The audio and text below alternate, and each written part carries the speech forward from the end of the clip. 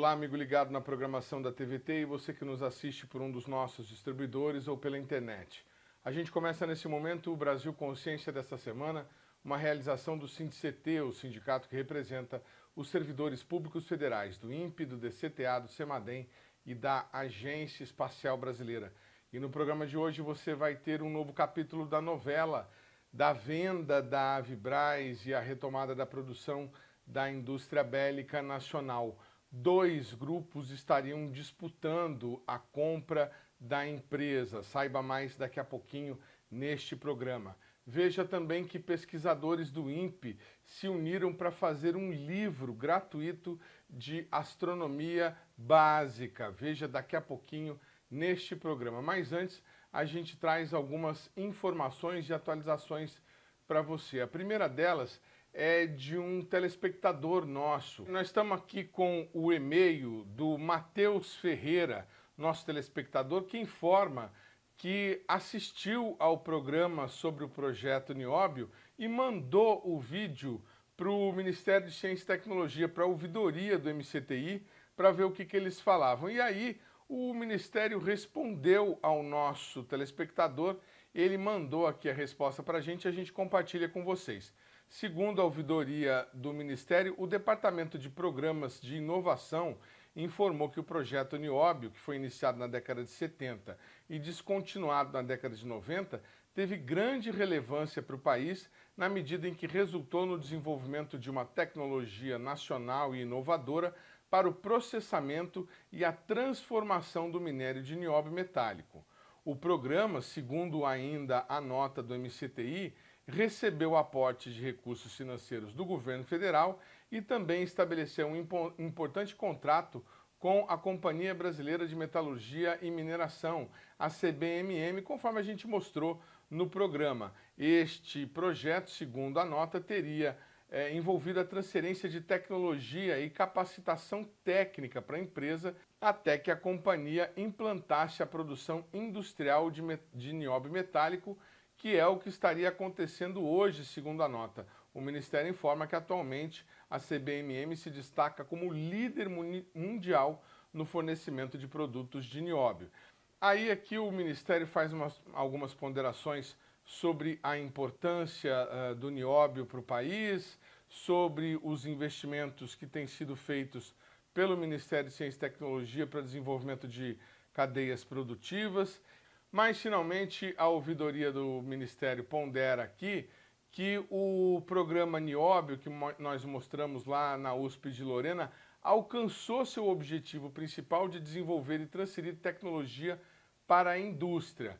A ouvidoria do Ministério diz que, no entanto, ele ainda possui grande potencial para apoiar a realização de pesquisas científicas, o desenvolvimento tecnológico, a proposição de soluções inovadoras e a transferência de conhecimento e a formação e capacitação de recursos humanos.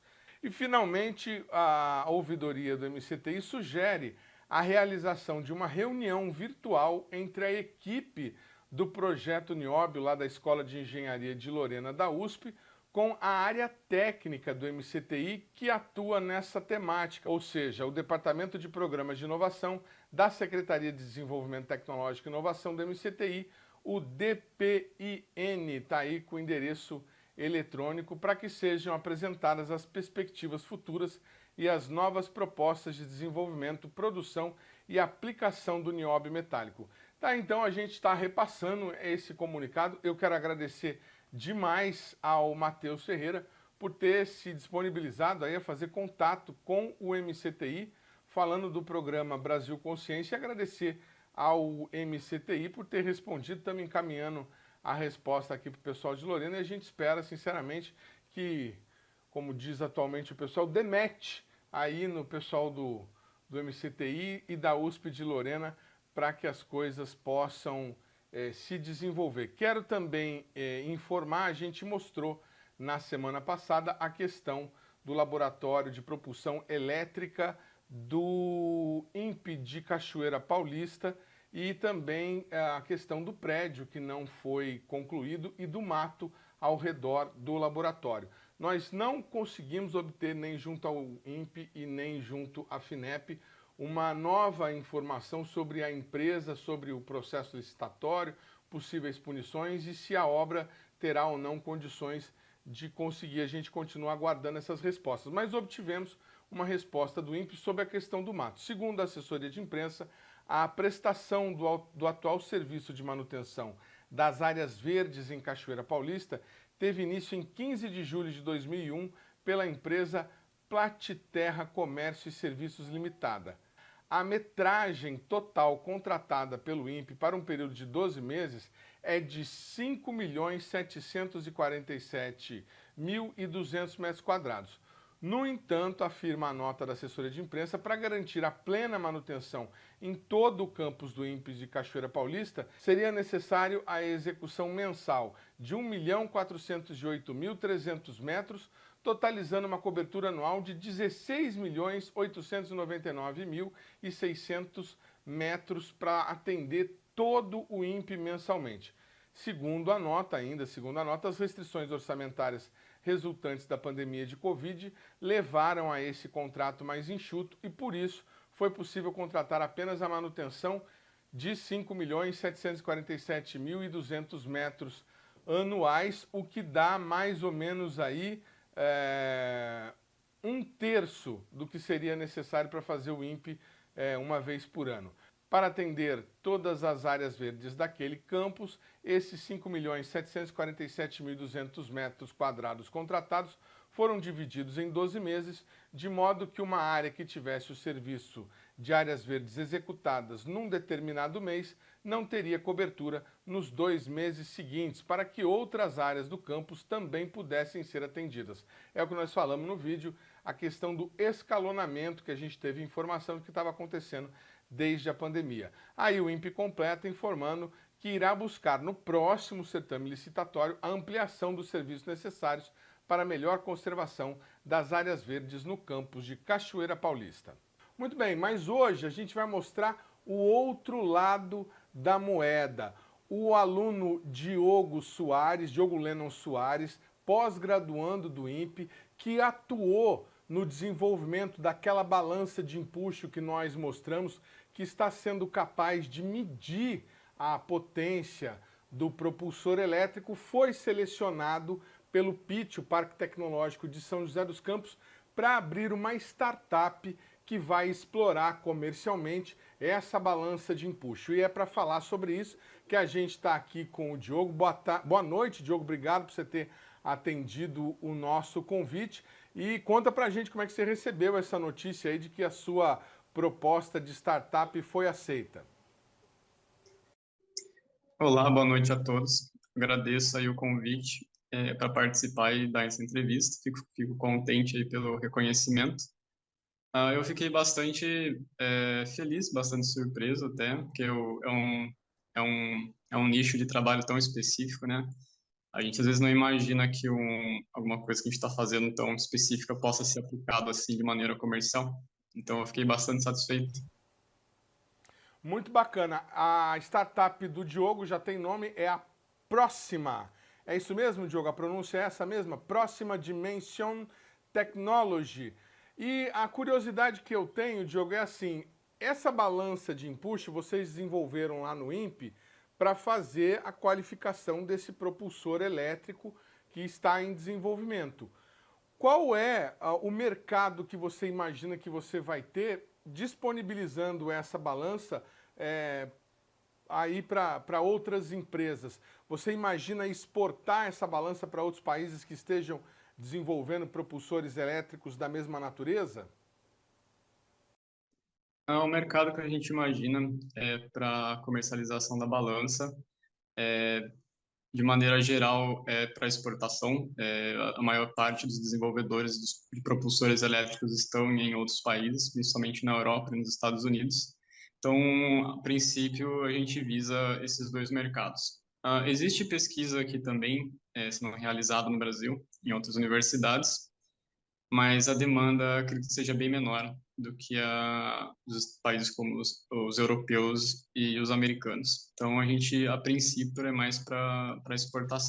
Muito bacana. Bom, você, Diogo, foi selecionado em meio a 134 projetos inscritos. Foram 23 projetos selecionados para fazer parte dessas startups aqui no Pitch de São José dos Campos. Como é que foi esse processo e quando que você imagina que você começa a produzir a sua balança? O processo, ele foi um processo relativamente curto, até achei, foi alguns meses que a gente fez alguns workshops, e aí era basicamente o que já havia sido feito na trilha de imersão, que foi mencionado, acredito, em outra reportagem, se não me engano. Então, eu consegui aprofundar um pouco mais, ter um entendimento um pouco melhor dessa parte de gerenciamento e das questões relacionadas a como mostrar um produto, né, fazer o Lean Canvas, coisas que eu não entendia porque eu sou da área acadêmica, eu preciso desse tipo de mentoria para me auxiliar. E a gente está na fase ainda de mentoria. Eu estou no Nexus Lab, que é a primeira fase, cujo objetivo principal é fazer a validação da dor do cliente, que a gente chama. Ou seja, eu quero saber se de fato a solução que eu estou propondo com essa balança é adequada para os clientes e se eles vão querer realmente adquirir essa balança. Então é nessa fase que eu vou descobrir se eu vou poder, se ela vai satisfazer, eu vou conseguir avançar para realmente abrir a startup, né? Eu ainda estou na fase é, de avaliação, vamos chamar assim. Muito bacana, mas uma vez que você passe por essa fase, vamos imaginar que tudo dê certo e que você encontre aí o cliente, né, como você disse, a solução do seu produto. Qual seria o próximo passo? Você vai entregar o projeto da sua balança para alguém produzir e montar ou algo nesse sentido? Como é que seria o mão na massa da sua empresa? Como eu já trabalhei, né, nessa balança, acredito que o próximo passo, dado que eu pressupondo que realmente essa balança satisfaça essas condições que eu mencionei anteriormente, é fazer o que a gente chama de produto mínimo viável. Eu apresentaria o que seria não é um protótipo, é algo além do protótipo, que ela já seria o suficiente para satisfazer as necessidades do cliente. A princípio, a gente chama de MVP. E com esse MVP, eu conseguiria já fazer uma comercialização dessa balança, vamos chamar assim, e, e, e aí eu já teria a primeira experiência, o primeiro feedback de um cliente nesse sentido, né, de realmente fazer acontecer, né? Provavelmente já teria que ter aberto o CNPJ, mas isso seria uma fase um pouco mais para frente. A gente está no Nexus Lab, né, que nem eu tinha falado, isso daí seria, acredito que seria para o Nexus Growth, que daí já é uma turma que já faz uma pesquisa de mercado um pouco mais aprofundada. Mas uma vez que eu tenha sanado essa dúvida da validação da dor do cliente, estaria próximo dessa balança ser fazer o MVP e fazer uma primeira comercialização dela.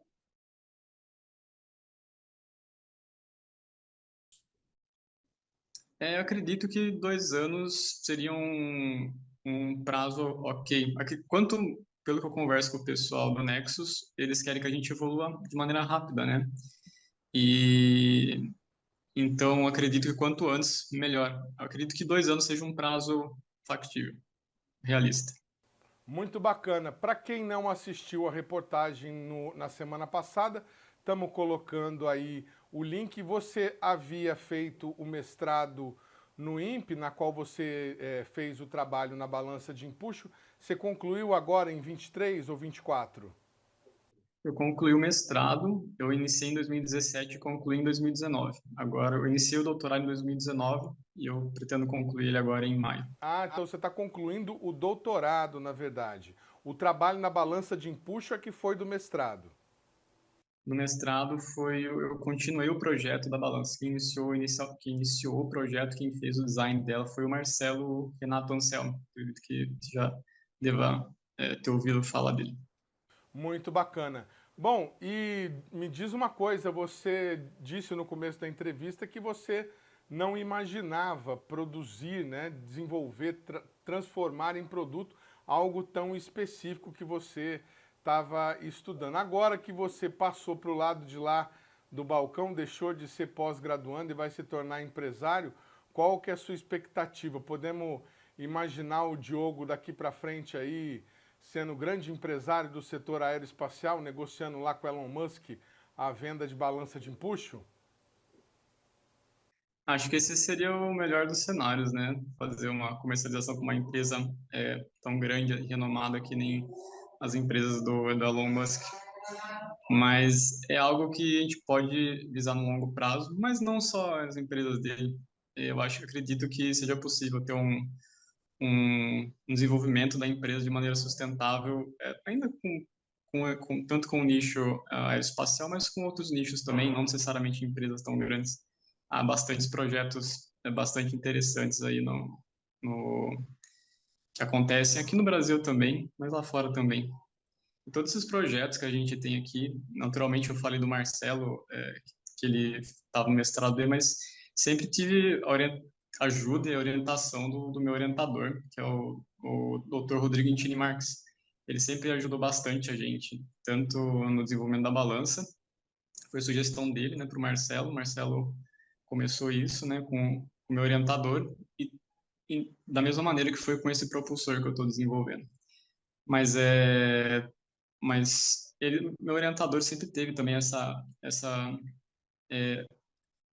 esse viés, vamos chamar assim, né? Ele gosta dessa parte de empreendedorismo e ele sempre me apoiou nesse sentido. Então, devo bastante a ele esse caminho que eu estou trilhando. Muito bacana. Olha, Diogo, eu sinceramente desejo toda a sorte aí para você e para sua empresa, a próxima Dimensão Technology, e que a balança de empuxo que você desenvolveu seja aí um produto de alto valor agregado para exportação brasileira, viu? Não, muito obrigado. Agradeço o apoio, o reconhecimento de vocês ali, que ajuda bastante a gente a dar um entusiasmo e dar um pouco mais de confiança para a gente poder trabalhar e seguir nesse caminho. O programa Brasil Consciência vai para um rápido intervalo, mas na sequência a gente fala sobre o livro gratuito de astronomia e astrofísica básica distribuído pelo INPE. É um instante só, não saia daí.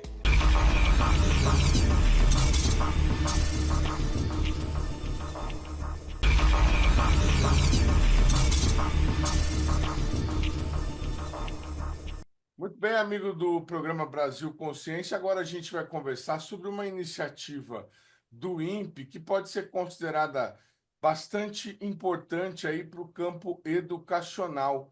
Os pesquisadores, experientes pesquisadores do Instituto, fizeram um livro sobre iniciação à astronomia que pode ser consultado por qualquer pessoa. A gente vai conversar sobre isso com o Dr. André Miloni e também com o Dr. Odílio Denis de Aguiar, dois dos pesquisadores que fizeram parte dessa iniciativa. Bom dia, obrigado por vocês terem aceitado o nosso convite. Eu gostaria de começar perguntando para vocês qual foi o motivo de vocês terem feito esse livro e como é que foi a confecção desse trabalho.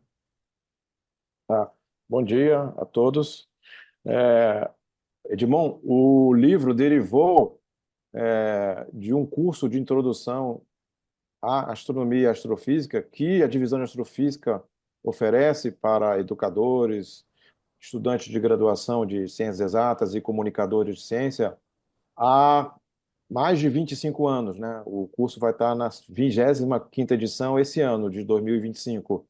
Então, era um sonho antigo de todos os autores da publicação didática que foi gerada logo na segunda edição desse curso, que ela fosse transformada em um livro de acesso fácil para qualquer professor, qualquer estudante de graduação e também educadores, desculpe, comunicadores de ciência. Então, foi um trabalho de muitas mãos, né, de muitos cérebros, de pesquisadores em astrofísica aqui do Instituto Nacional de Pesquisas Espaciais, que elaboraram muitos capítulos dessa edição, que é um livro publicado ano passado, dividido em 3 volumes, cuja distribuição é totalmente gratuita, tanto na versão digital, que é mais de fácil acesso, PDF, formato PDF, como na versão Impressa. impressa, cuja tiragem foi bem reduzida. Tá? Então, a gente teve apoio do programa Espaço e Sociedade do INPE, que alavancou verba do MCTI, né? E por meio de um convênio junto com a FUNCAT, foi possível criar essa publicação.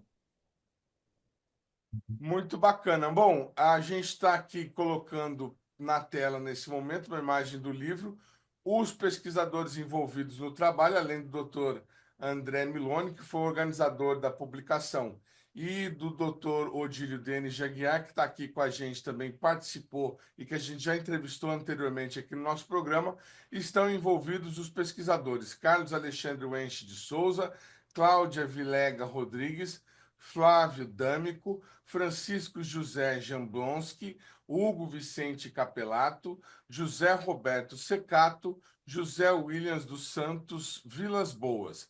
E a gente está mostrando para vocês nesse momento, como o doutor falou, a publicação na versão, digamos, online, né? Tem aí 3 links para vocês. O primeiro volume, vamos chamar assim, né? Não é volume porque está na internet, mas digamos, o primeiro link, tem aí 199 páginas. A versão impressa, doutor Odílio, como é que a pessoa pode fazer para conseguir? E o que ela vai encontrar? O que o estudante de ensino médio, o professor que tiver interesse no material vai encontrar nessas publicações? Qual foi a abordagem que vocês fizeram? Como é que vocês dividiram isso? Então, o, o livro é dividido em 3 volumes, né? São 3 volumes. E o primeiro volume, bom, o livro se chama Introdução à Astronomia e Astrofísica. Uma característica da nossa divisão é que ela trabalha em várias janelas da astronomia. Não é, na ótica, no infravermelho, no raio-x, em rádio, ah, raio-x e gama, né? E também na outra janela, que é de ondas gravitacionais. Isso, poucas divisões de astrofísica fazem isso, né? Muito poucas. Então, o livro ele está dividido nesses capítulos. O primeiro é astronomia no dia a dia, o segundo é astrofísica observacional, o terceiro é o sistema solar, quarto é habilidade cósmica e possibilidade de existência de vida em outros locais do universo. Isso no primeiro volume. No segundo volume, o capítulo 5 é o Sol, o 6 é a formação de estrelas, 7 é a vida das estrelas, o 8º é estágios finais de estrelas.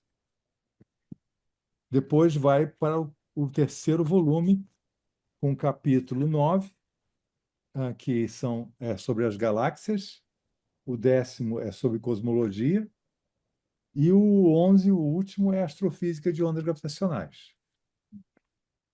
Então, cobre não só várias comprimentos de onda, frequências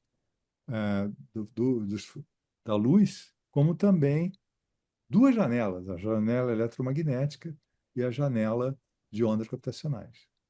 Se eu entendi direito, o senhor falou que o 11, o 11º capítulo, é sobre ondas gravitacionais. Então, esse Isso. foi o senhor que escreveu.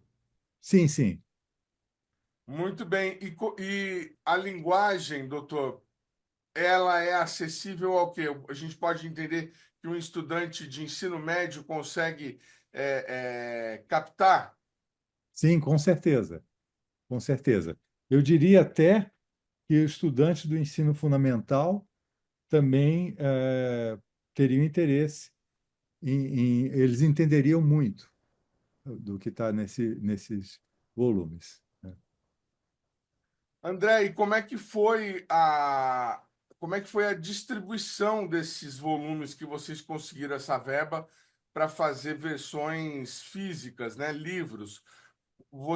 Quem quiser ter acesso, por exemplo, a esses 3 volumes, deveria fazer o quê? Tá. É, antes, vou fazer um comentário apenas. É, vocês estão entrevistando dois autores especiais, né? Porque o primeiro, um dos autores sou eu, né? E que abro o livro, né? Com um capítulo de astronomia no dia a dia, e o pesquisador doutor Odílio, né? Ele encerra o terceiro volume do livro, O com começo e o o fim da capítulo, obra estão aqui o reunidos, começo e o então. fim da obra aqui. Mas tem muita coisa no meio de interesse, né? Praticamente o segundo volume é dedicado às estrelas, o primeiro é uma introdução sobre astronomia no nosso dia a dia, astrofísica observacional, o sistema solar, é, e a habitabilidade no universo, né? Então, eu vou mostrar para vocês que a versão impressa já está desculpe, a versão digital, as versões digitais dos 3 volumes, né? Já estão depositadas na biblioteca digital do INPE, né? E elas podem, cada um dos volumes podem ser acessados por esses links que você recebeu ou por esses QR codes aqui, né? Que a gente chama em inglês QR codes ou códigos QR em português. Então, tem 3 códigos QR que podem ser acessados para buscar gratuitamente cada versão digital de cada volume do livro. E a versão impressa, a gente pode distribuir e enviar de forma gratuita, porque ainda temos verba do programa Espaço Sociedade para tal finalidade, mas é pouca verba. Então, os leitores interessados, potenciais leitores interessados, teriam que acessar um, um, um questionário Google que a gente formulou e já está sendo acessado, e a gente vai amplamente divulgá-lo, né? Eu posso mostrar a página desse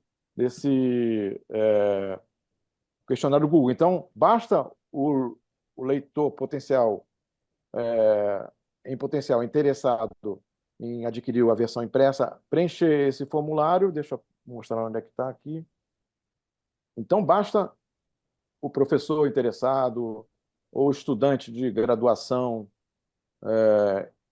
interessado, ou estudante até mesmo do ensino fundamental ou médio interessado, o divulgador de ciência que trabalha em museu de ciência, planetário, preencher esse formulário que a gente pode enviar a versão impressa de forma gratuita e, na verdade, toda a distribuição é feita de forma gratuita. Então, tem uma descrição do livro, de cada volume do livro, e também os links para as versões digitais, né?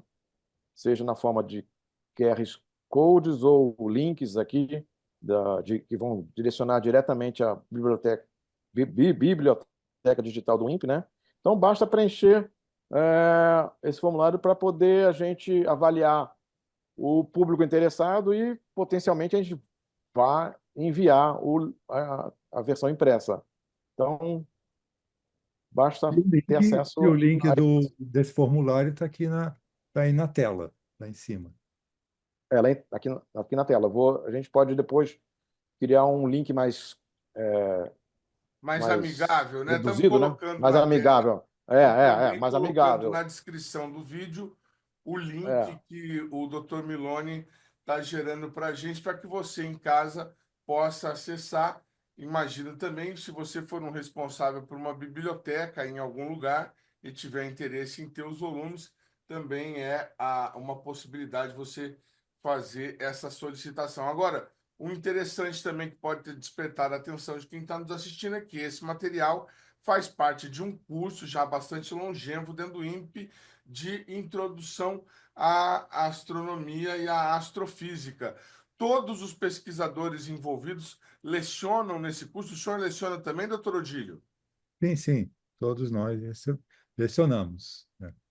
E como é que é a possibilidade de ingresso do estudante nesse curso? Ele acontece uma vez por ano e a pessoa tem que entrar em contato com o INPE para se inscrever?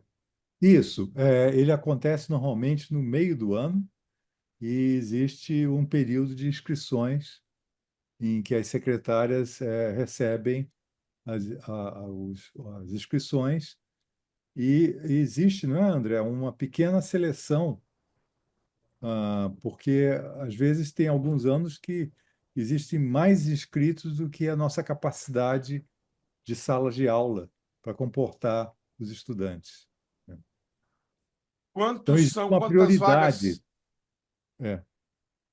quantas vagas são, doutor André? 60 vagas. 60 vagas, muito bem. É, Acontece no meio do Quais são ano. as prioridades, André? Você pode. o público-alvo, ou seja, 60 vagas são distribuídas entre professores do ensino formal, seja do ensino fundamental, médio ou superior, né, professores, educadores, e estudantes de graduação de ciências exatas, especialmente aqueles do meio do curso em diante, né, engenharias, física, matemática, ciências naturais, né, também, e educadores e divulgadores de ciência que trabalham em instituições de divulgação de ciências como museus, planetários, centros de ciências, etc. A seleção é feita com base em documentação ou em Isso. algum tipo de prova? Não, com base em histórico acadêmico, documentação, interesse do profissional ou do estudante, né? E tem uma comissão de organização que faz essa seleção. Às vezes tem muita inscrição e tem vezes que a inscrição não é tão grande assim. Mas, de qualquer forma, é feita uma seleção. O curso é gratuito. Não é gratuito porque tem uma taxa de matrícula bem pequena, mas tem uma taxa de matrícula. É praticamente para custear o coffee break, e material das oficinas didáticas, né? Mas é um curso muito barato. Seria o quê? Uma taxa de matrícula em torno aí de 50, 100 reais? R$ 70 foi ano passado. 60 reais. Tá certo aí. 70. Ano passado foi R$ 70. 70 reais. Oportunidade para ter aulas com o Prêmio Nobel de, de Ciências em 2017, né, doutor? Não é Não, isso? não, eu não sou prêmio Nobel, Nobel. Participou da Quase, quase pesquisa. foi. Quase A foi. Vamos deixar divisão isso bem claro, tem né? Participou da participação pesquisa do Laigo e em Vigo, Prêmio estudos. Nobel 2017, né, doutor? Estou falando bobagem. 2017, exatamente. 2017, tá certo. Bacana. Olha, eu quero agradecer demais aos pesquisadores André Miloni e Odílio Denis de Aguiar pela participação aqui no nosso programa e pela iniciativa de disponibilizar material didático de qualidade gratuitamente aos estudantes e professores. Obrigado pela iniciativa e sucesso aí para vocês nas pesquisas e no curso desse ano, viu? Obrigado, Edmond. Nós Muito que obrigado. agradecemos a divulgação que vocês fazem desse material didático para o ensino não formal, né? Em ambiente não formal, que pode ser acessado por qualquer pessoa, né? Muito bacana. Estamos repetindo, então, nesse momento, o link do livro para que você que tenha interesse possa entrar e fazer o download. O programa Brasil Consciência vai para um rápido intervalo e a gente volta na sequência com as informações sobre a venda da Vibraz. Um instante só, não sai daí.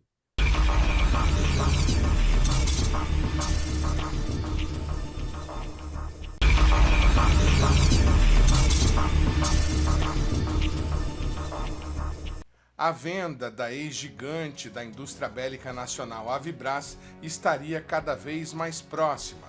É o que sugerem as últimas notícias divulgadas na semana passada. Segundo informações obtidas pela CNN, um consórcio formado pela Brasil Invest, pela Abu Dhabi Investment Group, pela GF Capital e pela Acaer vai elaborar e apresentar um plano de negócios para a empresa até o próximo dia 4 de abril. Ainda, segundo informações da CNN, a proposta está sendo acompanhada pelo governo brasileiro e teria investimentos na casa de 500 milhões de dólares. Dias antes da divulgação pela CNN, a Avibras havia emitido uma nota confirmando a negociação com um grupo de investimentos da Arábia Saudita. Esta negociação, porém, não despertou entusiasmo no Sindicato dos Metalúrgicos de São José dos Campos, que está coordenando a gestão operária na empresa desde que a greve foi deflagrada há mais de 2 anos. Então, rapaz, como é que vocês receberam aí essa nova notícia sobre um novo investidor interessado em comprar a Avibras? Bom dia. Olá, acho que essa situação da Avibras, ela tem uma grande proporção nacional e internacional pela importância que esta empresa tem, toda a sua tecnologia acumulada ao longo desses mais de 60 anos no Brasil. E é o 3º ano que a gente inicia, esta batalha começou no ano de 2022, e nós, do sindicato, nós defendemos a Avibras pela importância que ela tem para o nosso país. E na qualidade de representante dos trabalhadores, tem uma situação muito lamentável, que são os trabalhadores que estão com 22 salários atrasados, ou seja, essa mão de obra qualificada que gera a tecnologia e esses produtos e geraram a riqueza da empresa nos últimos anos, nas últimas 6 décadas. Pois bem, o que tem de atual é a informação de que a Avibras está em tratativas avançadas com esta empresa da Arábia Saudita. O sindicato, de imediato, se posicionou aos trabalhadores, porque, diante de um cenário que o trabalhador está com 22 salários em atraso, qualquer nova informação gera uma expectativa. E nós não estamos falando de um cenário normal, nós estamos falando de um cenário de quase 2 anos sem receber. Agora, nós temos a experiência do que foram as negociações do ano passado.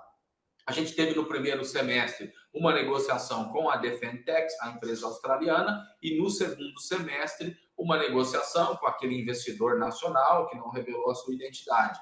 E, principalmente no segundo semestre, com o investidor nacional, o que a gente viu é que chegou até a ter uma proposta e quase na hora H ele retirou.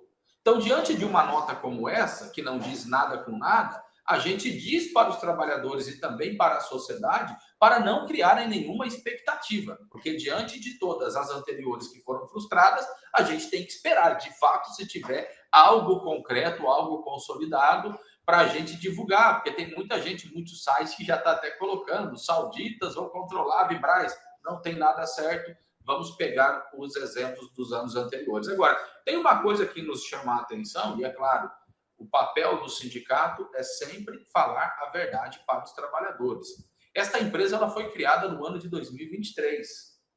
É uma empresa que o seu site foi criado no final do ano passado, e esse site começou a operar há poucos dias atrás. Então, como que uma empresa que tem um capital social de 24 mil dólares, cerca de 100 mil reais, está dizendo que quer comprar a Avibras, sendo que só as dívidas trabalhistas é 350 milhões de reais, fora o que deve para o BNDES, para a FINEP e para os demais credores. É uma dívida aí de cerca de 2 bilhões de reais. Então, é muito estranho se você vê o dono de um boteco querendo comprar a Embraer. Você olha e fala, meu, não tem como. Então, tá tudo muito estranho e, infelizmente, ao longo desse período não teve transparência nenhuma da Avibras, nem com o sindicato, nem com os trabalhadores, porque ela simplesmente publica aquela nota, que não diz nada com nada, e é uma nota que pode gerar expectativa nos trabalhadores que estão sem salários. Então, nós do sindicato queremos que resolva a situação.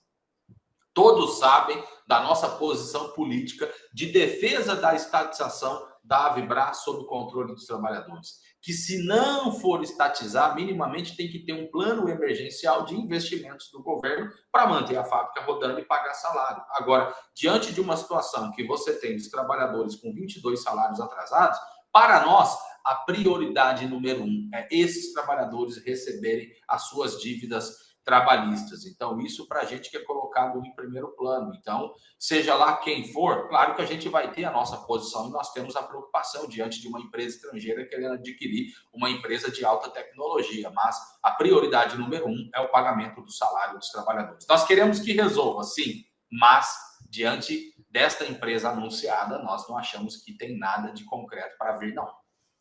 Tudo muito, muito, muito nebuloso, principalmente num mundo em que nós estamos vivendo, conflitos, polarizações, guerra comercial, e aparecer do nada. Parece até que a Avibraz é um carro usado, né? A gente estava outro dia aí com um longo processo de negociação com o investidor misterioso e de repente aparece outro do nada, já com tratativas avançadas. Muito, muito estranho. E como é que ficou a questão, Weller, da reunião da empresa com os credores? Porque a Avibraz está em recuperação judicial, ela deve satisfação aos credores a quem ela está devendo. Como é que ficou essa situação? Vai ter a reunião? Olha, quando a gente fala de Avibraz, é um leque que se abre e vários temas que são colocados.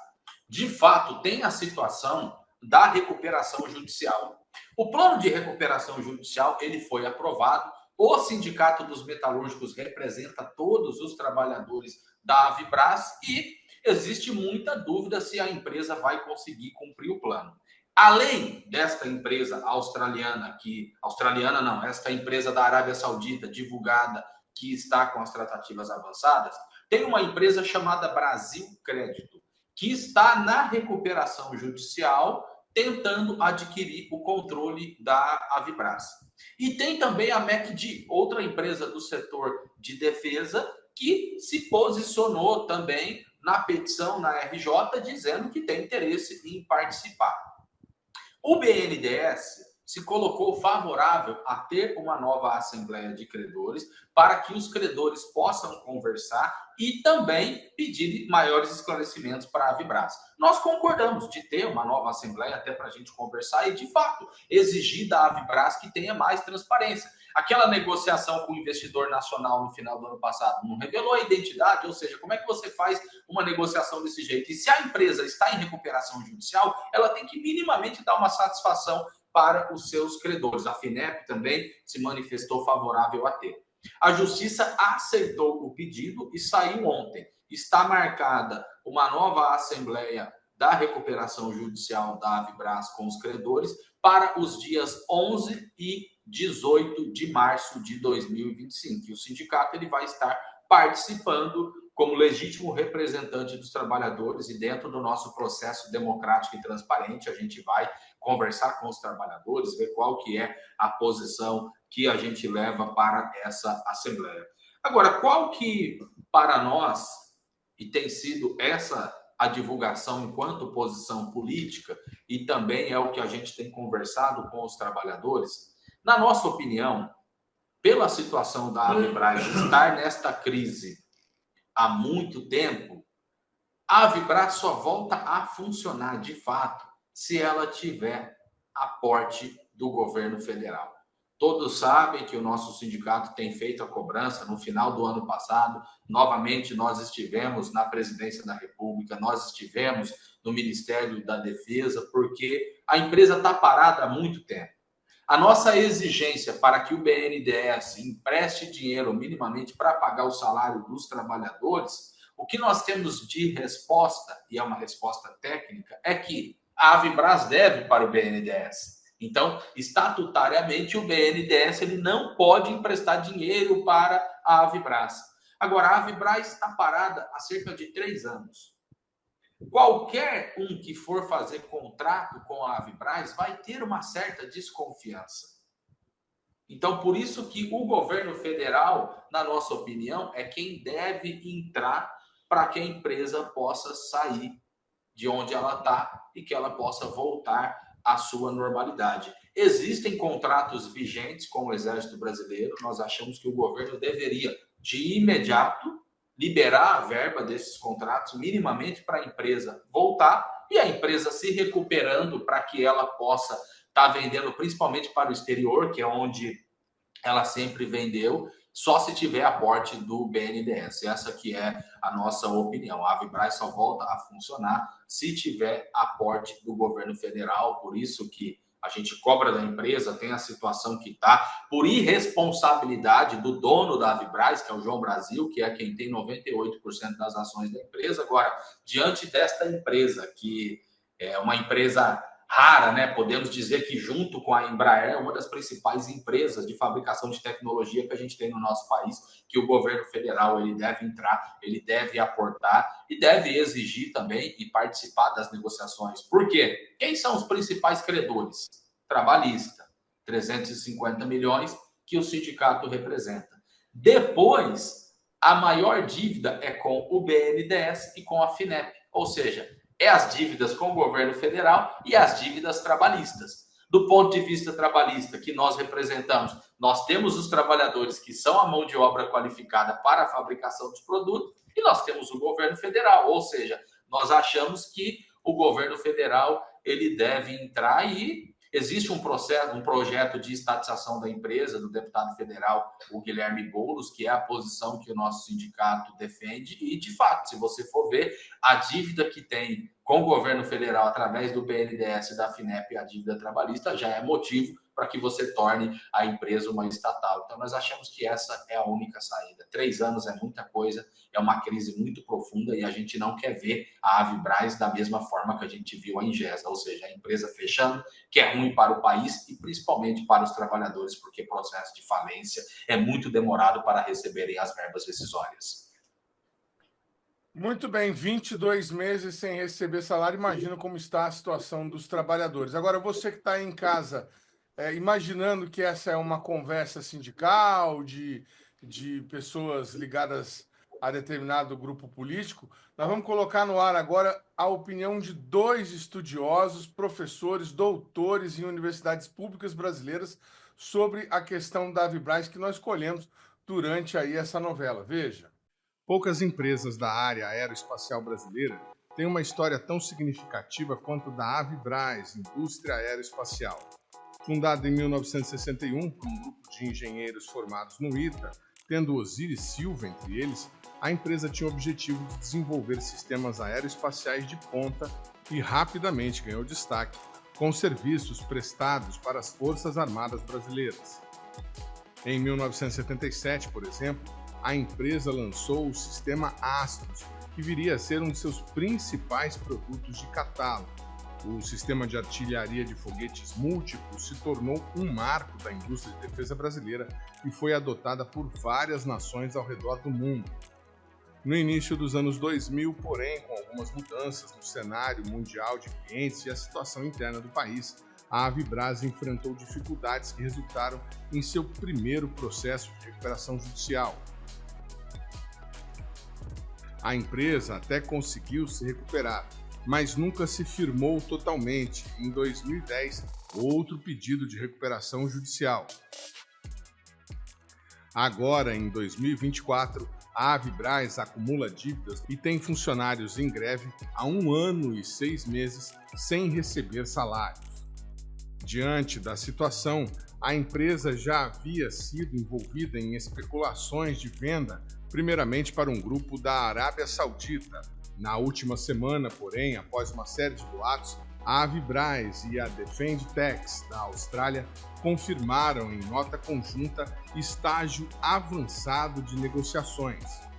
A venda é considerada quase um crime contra o patrimônio público e a estratégia de defesa do país para diversos especialistas.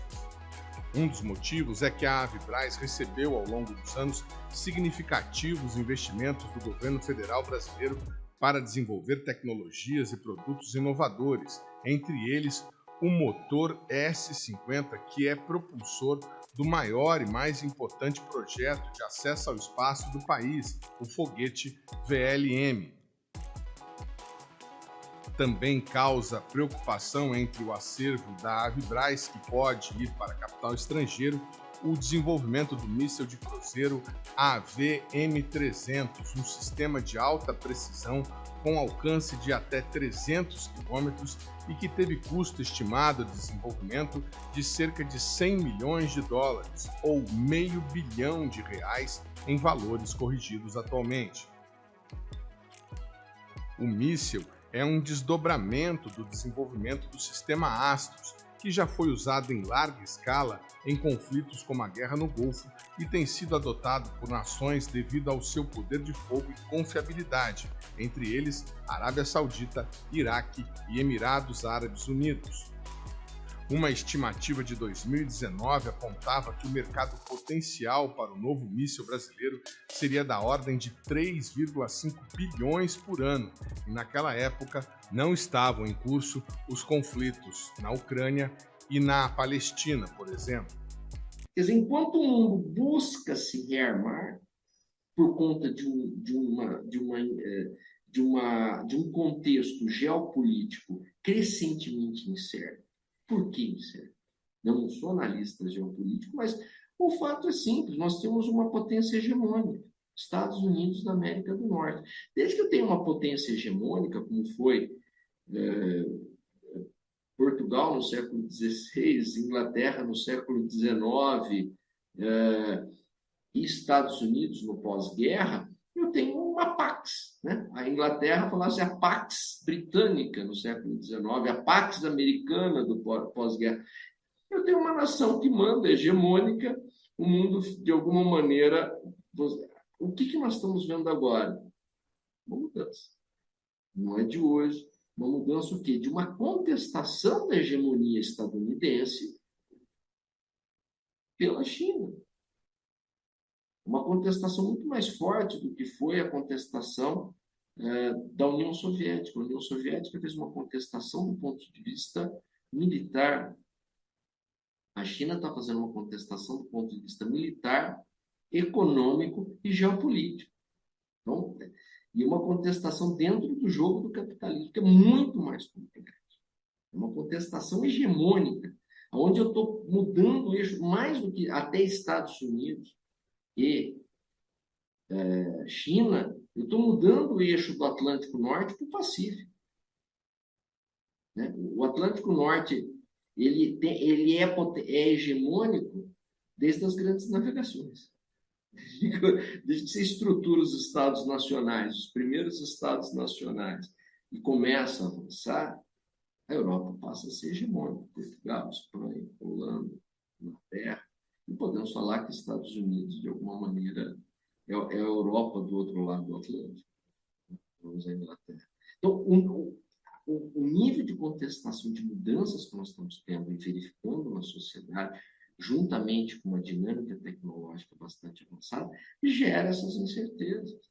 Incertezas essas que não ficam apenas no plano da retórica. Em alguns casos, essa incerteza está se passando para o plano do conflito de fato. O caso da Ucrânia, o caso dos conflitos Gaza e Israel, que tem se acirrado muitíssimo, e outros tantos conflitos aí que estão muito mais latentes e com risco de se tornarem efetivos. Então, nesse mundo de conflito, nesse mundo de incertezas, onde os países buscam, né, os países que eram pacíficos, como Suécia, Alemanha, países até então que tinham uma estrutura de defesa, mas eram países pacíficos, que procuravam gastos relativamente baixos em defesa, Japão, são países que hoje estão mudaram totalmente de posição. O discurso hoje político da Alemanha, da Suécia, a Suécia entrou na OTAN, é algo que ela sempre manteve uma neutralidade, quer dizer, ela passou... Então, são mudanças geopolíticas profundas que nós estamos vivendo, que levam a uma demanda por uma estrutura de defesa mais adequada, seja por que país for, né? Por exemplo, vou pegar, não precisa ficar só nos países líderes, né? Poucas semanas saiu a encomenda da Força Aérea Portuguesa pelos aviões de caça F-35. Força Aérea Portuguesa, é um avião de caça de quinta geração. Eu que acompanho, a expectativa de que Portugal trocasse os aviões foi só daqui a talvez 5, 10 anos. Fizeram a compra agora, porque existe um conflito. Enquanto isso, o Brasil o Brasil está exatamente na contramão. Nós estamos na contramão do mundo, como se nós estivéssemos em outro planeta, talvez, não sei. em algum outro planeta onde não exista conflito, um planeta tranquilo, onde não há, mas nós estamos na América do Sul. Opa, os conflitos não são específicos aqui. Temos diversas, né? Venezuela, Argentina, né? Seja para que lado for, para, né, dito do espectro ideológico, mas começam a surgir incertezas bastante grandes. Enquanto isso, o Brasil faz o quê? Reduz o seu orçamento de defesa. Reduz. Reduz não só no sentido de volume, mas reduz no sentido percentual. Nas 2 primeiras décadas do século, desse século, até 20, mais ou menos, o Brasil gastou em média 1,4%, 1,5% do PIB com defesa, o que já é um valor considerado muito abaixo da média mundial, que é a faixa de 2,2%, 2,3%.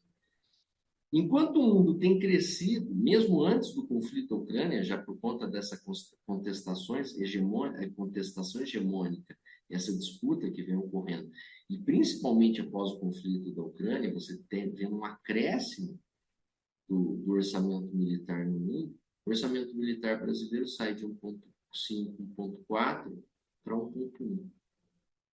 Quer dizer, mas isso é um volume de... Nós estamos falando de 0,3% a 0,4% do PIB. E aonde que impacta principalmente esse corte na área de defesa? Ele vai impactar fundamentalmente no investimento. Porque eu não posso... O corte não vai sobre pessoal. Eu não vou reduzir, né? Como um funcionário público, militar, eu coloco. Ele não vai ter uma redução. As aposentadorias que lá estão colocadas são direitos garantidos, estão lá. Essa redução veio fundamentalmente na área de investimento, que já era muito baixa. Então, nós temos essa redução de investimento que impacta diretamente nas aquisições militares. E as aquisições é o que permite que qualquer base industrial de defesa seja mantida.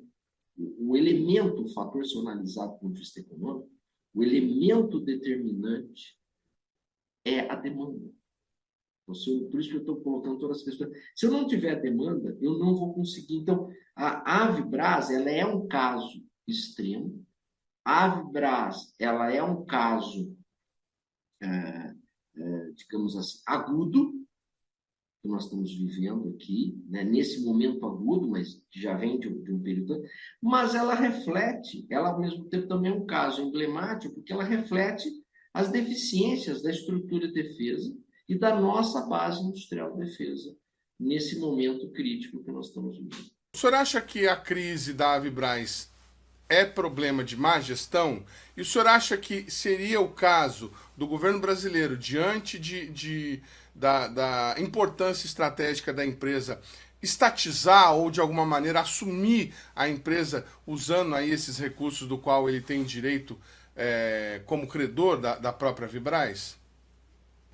Eu acho que a questão da gestão provavelmente, né, teve uma troca de diretoria, né, então se a gente for comparar a Miraturani com o período atual, parece ter os problemas de gestão, sim. Parece que a empresa não é tão bem gerida ali pelo herdeiro ali do João Verde, ao que parece, pelo meu olhando de fora, e pela opinião dos funcionários da Avibras que a gente ouve, parece que existe esse problema, assim, de gestão.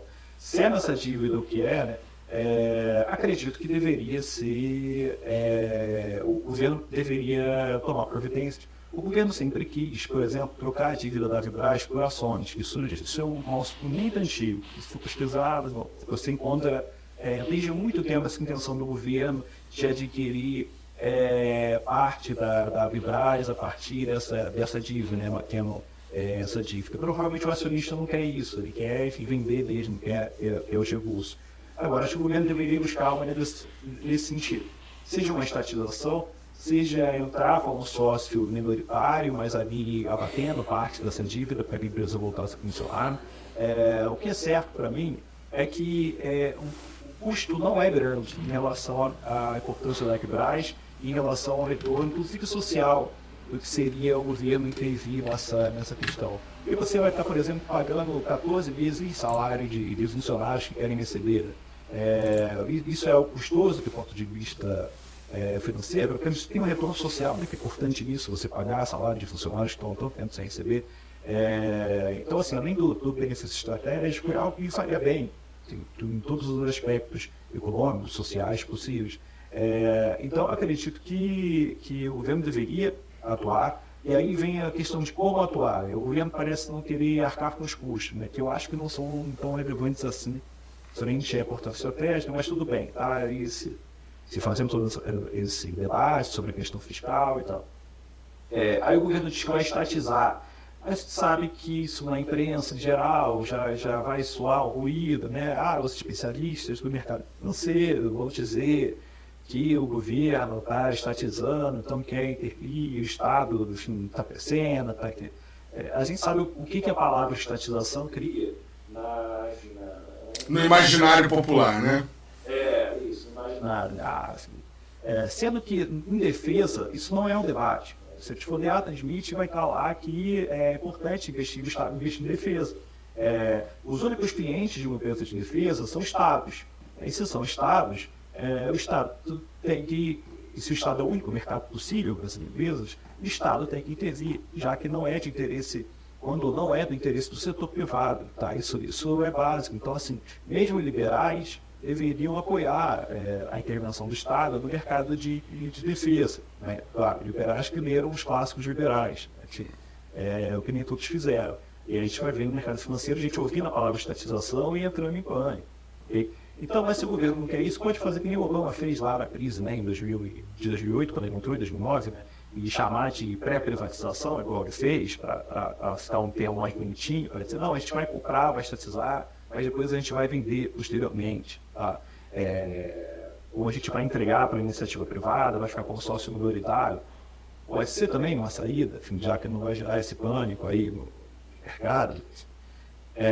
Mas uma solução tem que ser feita, tem que ser, a providências tem que ser tomadas, tanto pela importância estratégica, quanto pelo fato de que você tem uma quantidade grande de trabalhadores aí sem receber há tanto tempo. Então o governo deveria intervir o quanto antes, inclusive se for para... Nem precisa, eu acho, de parceria internacional nesse caso. Aqui o Estado brasileiro tem condições de arcar com isso. Mas ok, se diga que não, tal, prefere adquirir que uma empresa estrangeira atue. Então, que isso seja providenciado de forma o mais rápido possível, mas com o Brasil mantendo a sua capacidade de intervir na Avibraz e com a maior parte das ações, assim como estabelece a lei das EEDs, ficando no Brasil, com sócios brasileiros. Aí tudo bem, aí se um sócio estrangeiro quiser entrar para apoiar, para ajudar, isso foi interessante para nós e que seja feito isso. O importante é que seja feito logo. E eu acho, sim, que o Estado brasileiro tem que intervir o quanto antes. Tá certo. Olha, eu quero agradecer demais a participação do professor Henrique Alvarez aqui no nosso programa. Primeira vez que ele nos dá essa honra de dar essa aula aqui no nosso programa. A gente espera poder contar com o senhor mais vezes, viu? Muito obrigado. Eu que agradeço. Muito obrigado. O programa Brasil Consciência vai ficando por aqui. Você que quiser conferir os demais programas produzidos pelo SINDICT deve acessar a nossa página no YouTube, que está aí para você na tela neste momento. O conteúdo do Brasil Consciência também fica disponível no canal da TVT, que você provavelmente está acompanhando agora, se está assistindo pela televisão. Dúvidas, críticas, sugestões e reclamações, nosso e-mail está sempre disponível para você. A gente volta na semana que vem com mais uma atração inédita. Tchau, gente!